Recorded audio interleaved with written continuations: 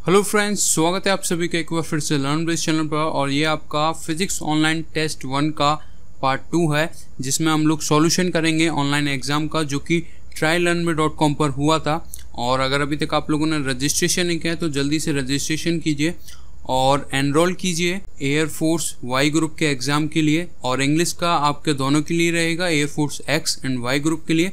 और ये टेस्ट होगा आप लोगों का थर्सडे को 16 जुलाई, और टाइमिंग आपको वहीं पर दिखा दी जाएगी। और ज़्यादा जानकारी के लिए आप लोग ज्वाइन कर सकते हो टेलीग्राम ग्रुप को, और फॉलो कीजिए इंस्टाग्राम पर। और इन टेस्ट की पीडीएफ को पाने के लिए आप लोग डाउनलोड कीजिएगा लर्नवे डिफेंस ऐप को, जो कि लर्नवे ऑफिशियल ऐप का अपडेटेड वर्जन है, स्मूथ है। इसका यूज़र इंटरफेस काफ़ी स्मूथ है। उसके अंदर डाउनलोडेबल ऑप्शन है और फेवरेट का भी ऑप्शन है। अगर आप लोग किसी पीडीएफ को चाहते हैं फेवरेट करना, यानी कि आप उसे बाद में भी पढ़ना चाहते हैं, तो आप लोग उसे फेवरेट करके सेव कर सकते हो। डिफरेंट कैटेगरीज उसके अंदर अवेलेबल हैं, तो जिन स्टूडेंट्स ने उसको डाउनलोड नहीं किया है वो लोग उसे जल्दी से डाउनलोड कीजिए। और इनकी पीडीएफ को भी आप लोग पाएंगे आंसर की के सेक्शन में। तो पार्ट 1 तक हमने क्वेश्चन नंबर 12 तक कवर कर लिया है। इस पार्ट में हम लोग 13 to 25 तक कवर करेंगे। और उन स्टूडेंट्स के लिए ये टेस्ट की तरह वर्क करेगा जिन स्टूडेंट्स ने अटेम्प्ट नहीं किया था। तो चलिए स्टार्ट करते हैं। क्वेश्चन नंबर 13 है, a charge particle is free to move in an electric field, it will travel. यानी कि एक चार्ज पार्टिकल है जो कि इलेक्ट्रिक फील्ड में फ्रीली मूव कर रहा है, तो यह किस डायरेक्शन में ट्रेवल करेगा? Always along a line of force, along a line of force if its initial velocity is 0, along a line of force if it has some initial velocity in the direction of an acute angle with the line of force, and option number there none of the above. तो जिन students ने option number 2 को चुना था, या जो लोग अभी भी चुन रहे हैं, उन सभी का आंसर राइट है। along a line of force if its initial velocity is 0, अगर इनिशियल वेलोसिटी 0 नहीं होगी तो वह जो आपका इलेक्ट्रिक फील्ड है उसमें जाकर डेफिनेटली डिफ्लेक्ट होगा। नेक्स्ट क्वेश्चन आपके सामने, question number 14, a parallel plate condenser is immersed in the oil of a dielectric constant 2, the field between the plate is। तो बहुत ही बढ़िया क्वेश्चन है और इस क्वेश्चन में काफ़ी स्टूडेंट्स को कंफ्यूजन भी हुआ। तो जिन स्टूडेंट्स ने ऑप्शन नंबर 1 को चुना था उन सभी का आंसर रॉन्ग था, और जिन स्टूडेंट्स ने option number 2 decrease proportional to 1/2 को चुना है उन सभी का आंसर राइट है। यहाँ पर इलेक्ट्रिक फील्ड पूछा गया है, ना कि कैपेसिटेंस। कैपेसिटेंस आप सभी को पता है एप्सिलॉन नॉट A/D होता है, और यहाँ पर K लग जाता है डाइलेक्ट्रिक कांस्टेंट K। लेकिन यहाँ पर आप लोगों से इलेक्ट्रिक फील्ड पूछा गया है, जो कि होगा सिग्मा अपॉन एप्सिलॉन नॉट, दो पैरेलल प्लेट्स के बीच में, और जो K है वो आपका इन्वर्सली प्रोपोर्शनल होगा। तो इसलिए जो इसका आंसर होगा वह क्या होगा? 1/2, डिक्रीज होगी 1/2 से। ठीक है। नेक्स्ट क्वेश्चन आपके सामने, question number 15, a wire X is half the diameter and half the length of wire Y of a similar material. तो बहुत ही सिंपल और बढ़िया क्वेश्चन है। तो यहाँ पर आपसे सिंपल सा रेशियो पूछा गया है रेजिस्टेंस का X to Y, यानी कि RX over RY आप लोगों से यहाँ पर पूछा गया है। तो जिन स्टूडेंट्स ने ऑप्शन नंबर 3 को चुना था 2:1, उन सभी का आंसर राइट था। और किस तरीके से, जैसे कि आप सभी को पता है R बराबर क्या होता है? रो L अपॉन A। रो क्या है? आपकी स्पेसिफिक रेजिस्टिविटी, जो कि किसके ऊपर डिपेंड करती है? मटेरियल के ऊपर। अब मटेरियल सेम है तो ये दोनों तो रो तो आपका एलिमिनेट हो जाएगा। तो यहाँ पर हम लोग वर्क करेंगे R इक्वल्स टू, या R directly proportional to L over A। तो यहाँ पर आपको RX का निकाल लेना है। RX बराबर L ओवर A। L क्या है? हाफ है किसके? Y वाले के, यानी कि 2 टाइम्स ऑफ Y, X की वैल्यू। और एरिया क्या होता है? π/4 D स्क्वायर, यानी कि directly proportional to D square. तो D क्या है? डायमीटर क्या है? हाफ है, यानी कि 1/2, ये बाई लिखा हुआ है, 1/2 का होल स्क्वायर। और यहाँ पर आपका सिंपल सा किसके, यहाँ पर Y आ जाएगा। तो ये कितना हो जाएगा? सॉरी, यहाँ पर डायमीटर 1/2 का स्क्वायर है तो 1/4 हो जाएगा। तो विच इज इक्वल टू हो जाएगा आपका रेशियो 2:1 टाइम, यानी कि ऑप्शन नंबर 3 यहाँ पर करेक्ट होगा। नेक्स्ट क्वेश्चन आपके सामने, question number 16, the magnetic dipole movement of current loop. Current loop के लिए यहाँ पर मैग्नेटिक डायपोल मूवमेंट के बारे में पूछा गया है, किसके ऊपर इंडिपेंडेंट होगी?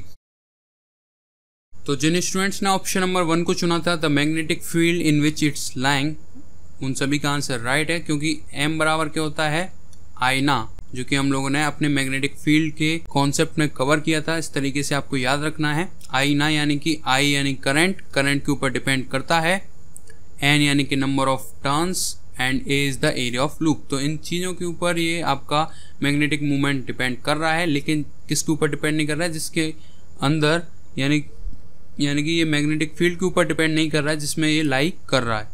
नेक्स्ट क्वेश्चन आपके सामने, question number 17, which of the following is responsible for the earth magnetic field. तो ये क्वेश्चन तो आप लोगों ने कर रखा होगा, कई बार किया होगा। तो जिन लोगों ने ऑप्शन नंबर 1 कन्वेक्टिव करंट यानी कि conventional current in the earth core को चुना है, उन सभी का आंसर राइट है।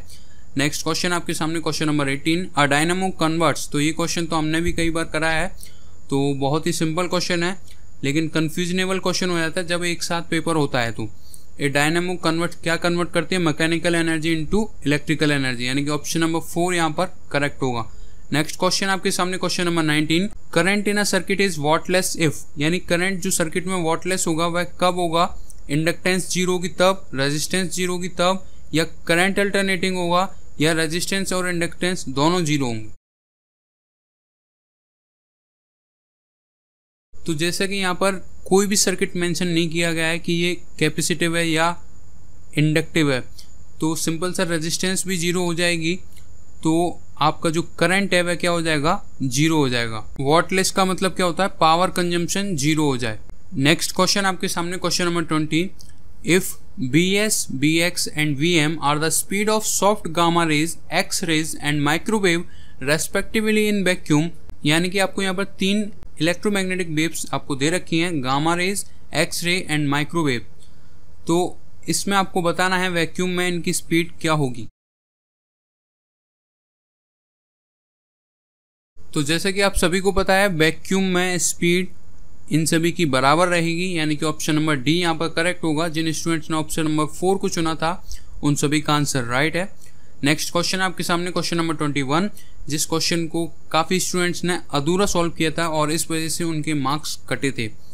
तो क्वेश्चन को पूरा पढ़ना बहुत ज़रूरी है और ये चीज़ आप लोग ऑनलाइन एग्जाम में ही सीख सकते हो, क्योंकि यहाँ पर आपको क्वेश्चन पढ़ के सुना दिया जाएगा तो आप लोग इसे आसानी से सॉल्व कर लोगे, लेकिन एग्जाम में आपको पढ़कर सुनाने वाला कोई नहीं है, तो वहाँ पर आप लोग आधा कर पाते हो।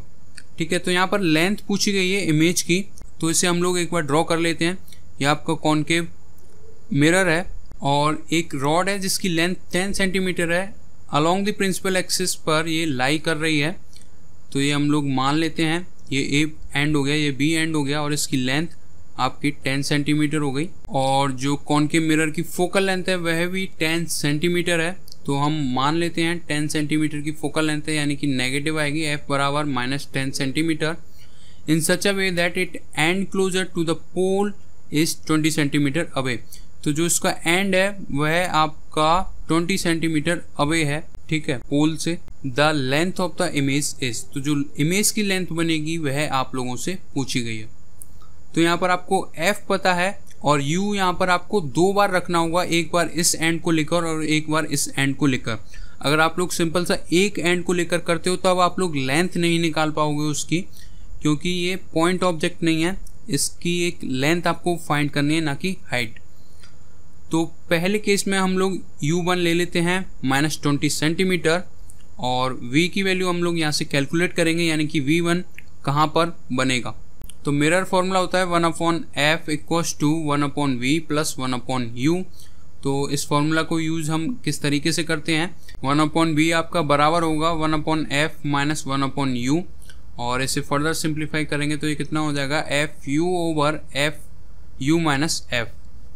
तो सिंपल सा वैल्यू पुट करेंगे तो हमारी v की वैल्यू आ जाएगी, f की वैल्यू -20, u की वैल्यू f की वैल्यू -10 और u की वैल्यू -20। -20 + 10 कितना हो जाएगा, -10 हो जाएगा। तो v की वैल्यू यहाँ से नेगेटिव आने वाली है, 10 से 10 कैंसिल, तो ये कितना हो जाएगा, -20 सेंटीमीटर। तो फर्स्ट पॉइंट हमें मिल चुका है -20 सेंटीमीटर, यानी कि यहीं पर। अब हम लोग बात करेंगे सेकेंड पॉइंट की। तो u2 जब हमारा कितना हो जाएगा, 20 + 10 -30 सेंटीमीटर। तो सेम फॉर्मूला लगेगा, v इक्वल्स टू f की वैल्यू -10 मल्टीप्लाई -30 और अब की बार -30 plus 10 which is equals to -20। तो 10 से ये कितना हो टाइम 2 टाइम और आंसर फिर से नेगेटिव में ही आएगा, यानी कि ये लेफ्ट साइड में ही बनेगी -15 सेंटीमीटर। तो ये -20 सेंटीमीटर और ये आपका -15 सेंटीमीटर यानी कि यहाँ कहीं बनेगा। तो जब हम लोग इसको सब्ट्रैक्ट करेंगे तो हमारा जो फाइनल आंसर आएगा लेंथ का, यानी कि -20 में से -15 जब हम लोग सब्ट्रैक्ट करेंगे तो जो रॉड की लेंथ होगी वो निकल कर आ जाएगी और वह कितनी आएगी 5 सेंटीमीटर। और लेंथ और डिस्टेंस कभी भी नेगेटिव नहीं होते, यानी कि ऑप्शन नंबर 4 यहाँ पर करेक्ट होगा। नेक्स्ट क्वेश्चन आपके सामने question number 22, transverse nature of light was confirm by the phenomena of, यानी कि ट्रांसवर्स नेचर लाइट का किस फिनोमेना के द्वारा कंफर्म किया गया था। तो बहुत ही सिंपल क्वेश्चन, लेकिन इस टाइप के क्वेश्चंस ज्यादातर पूछे जाते हैं। तो ऑप्शन नंबर 4 जिन स्टूडेंट्स ने चुना था उन सभी का आंसर राइट है, polarisation of light. Next question आपके सामने question number 23, the angular momentum of electron in atom produces, यानी कि जो एंगुलर मोमेंटम होता है इलेक्ट्रॉन्स का वह एटम में क्या प्रोड्यूस करता है। Option number a magnetic movement, option number 2 जीमन effect, option number 3 light and option number 4 nuclear fission. तो जिन स्टूडेंट्स ने ऑप्शन नंबर 1 मैग्नेटिक मूवमेंट को चुना था उन सभी का आंसर राइट है। जीमन इफेक्ट क्या होता है, तो जीमन इफेक्ट होता है आप लोगों का स्पेक्ट्रम का स्प्लिट होना सेवरल कंपोनेंट में, किसकी वजह से, मैग्नेटिक फील्ड की वजह से। तो वह आपका जीमन इफेक्ट होता है। और एंगुलर मोमेंटम इलेक्ट्रॉन्स का क्या प्रोड्यूस करता है, मैग्नेटिक मूवमेंट। नेक्स्ट क्वेश्चन आपके सामने question number 24, the drift current in a PN junction from the. तो ड्रिफ्ट करंट हुआ, डिफ्यूज करंट हुआ, इन दोनों में काफ़ी कंफ्यूजन रहता है स्टूडेंट्स को। और यह बाइस्ड के ऊपर डिपेंड नहीं करता है, यानी कि करंट आपका फॉरवर्ड बाइस है या रिवर्स बाइस्ड है, यानी कि बैटरी आपकी सीधी लगाई गई है या उल्टी लगाई गई है, इसके ऊपर डिपेंड नहीं करता है। ड्रिफ्ट करंट है तो N side to P side जाएगा, यानी कि इलेक्ट्रॉन से होल की साइड करंट आपका फ्लो करेगा। और डिफ्यूज करंट है तो वो P side to N side जाएगा। इस टाइप के क्वेश्चन अक्सर पूछे जाते हैं एग्जाम में और पिछली बार भी ऐसा ही पूछा गया था, तो ये आपको ध्यान रहना चाहिए, ठीक है। तो ड्रिफ्ट करंट आपका N side to P side और जो आपका डिफ्यूज करंट है वह P side to N side आपका फ्लो करेगा। क्लियर है। The last question question number 25, television signals are. तो फ्रीक्वेंसी मॉड्यूलेटेड, एम्पलीट्यूड मॉड्यूलेटेड या दोनों हैं या फेज मॉड्यूलेटेड है। तो बहुत ही सिंपल सा क्वेश्चन है और इसको हमने कम्युनिकेशन वाले लेक्चर में भी कवर किया था। तो जिन स्टूडेंट्स ने option number 3 both frequency and amplitude modulated को चुना है उन सभी का आंसर राइट है। आई होप आप सभी को ये सॉल्यूशन समझ में आए होंगे और क्वेश्चंस भी आपको एयरफोर्स के लेवल के लगे होंगे। तो प्लीज़ वीडियो को लाइक कीजिए, अपने दोस्तों के साथ शेयर कीजिए और अगर अभी तक आप लोगों ने लर्न बेस चैनल को सब्सक्राइब नहीं किया है तो जल्दी से सब्सक्राइब कीजिए और बेल आइकन को जरूर दबाइएगा, जिससे कि आपको नेक्स्ट वीडियो आने की नोटिफिकेशन मिल सके और आप लोग उन्हें देख सको। और पीडीएफ के लिए अब आप लोग डाउनलोड कीजिएगा लर्न विद डिफेंस ऐप को फ्री टेस्ट प्रैक्टिस करने के लिए, यानी कि अपने टाइम पर प्रैक्टिस करने के लिए आप लोग डाउनलोड कीजिए learn by online test application को और नेगेटिव मार्किंग के साथ ऑनलाइन एग्जाम देने के लिए रजिस्टर कीजिए trylearnme.com पर, लिंक डिस्क्रिप्शन में है। Thank you.